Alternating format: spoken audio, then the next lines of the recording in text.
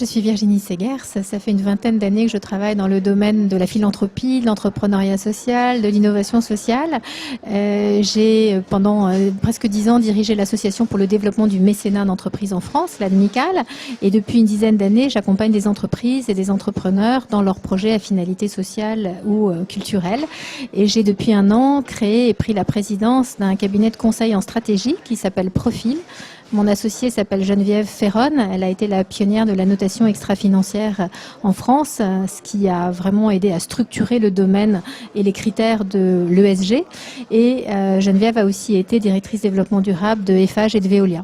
Et grâce à nos deux expertises, nous tentons d'accompagner des entreprises, des entrepreneurs dans l'ensemble de leur stratégie, alliant le don et l'investissement pour favoriser des innovations sociales. Nous sommes convaincus d'une part que les fondations ou toutes les structures de philanthropie doivent être des outils entrepreneuriaux, doivent être au service de la stratégie de l'entreprise et ne doivent pas agir à côté de l'entreprise. Elles doivent être intégrées à la politique non seulement de responsabilité sociale et environnementale, mais servir de laboratoire d'innovation sociale, d'être des incubateurs de projets, permettre aussi l'ancrage territorial des entreprises, être un outil au service de la diplomatie locale et puis enfin servir des enjeux de long terme qui sont malheureusement souvent écartés ou pas dominants dans beaucoup d'entreprises. Parce que par définition, une fondation, ça s'inscrit sur le long terme.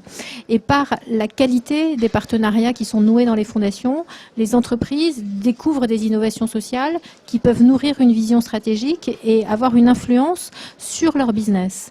Et ce qui nous intéresse, c'est aujourd'hui de tisser des partenariats, d'une part entre l'entreprise et sa fondation, mais aussi entre la direction de l'innovation, la direction de la recherche et développement, l'innovation produit, la DRH, car nous voyons qu'avec le même partenaire, il y a souvent un effet démultiplicateur à travailler en synergie. Alors, Profil existe depuis un an, mais en fait, c'est l'aboutissement de plusieurs dizaines d'années de travail et de Geneviève du côté de la responsabilité sociale et environnementale et du mien du côté des entrepreneurs sociaux, parce que je suis aussi cofondatrice du mouvement des entrepreneurs sociaux et du mécénat et de la philanthropie.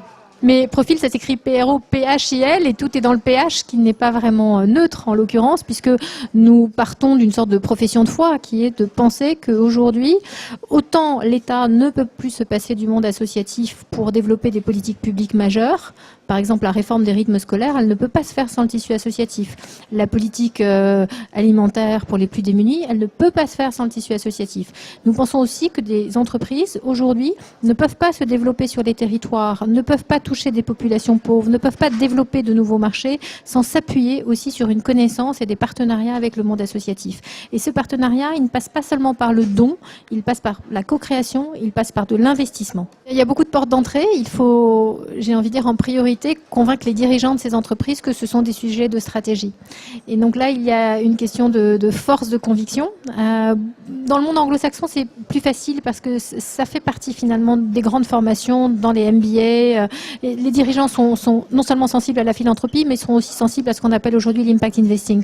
En France, c'est moins le cas. Nous sommes plusieurs, et j'en ai fait partie, à avoir créé des cours sur la philanthropie, l'entrepreneuriat social, la responsabilité sociale dans des grandes écoles. Moi, j'enseigne toujours à Sciences Po et à HEC. Il n'empêche que il faut du temps, et il y a une nouvelle génération de dirigeants qui, je pense, confrontés à des enjeux planétaires majeurs et une souffrance quand même mondialisée, prennent conscience de leurs responsabilités en tant que dirigeants. Et je le vois dans des entreprises que j'accompagne depuis plusieurs années.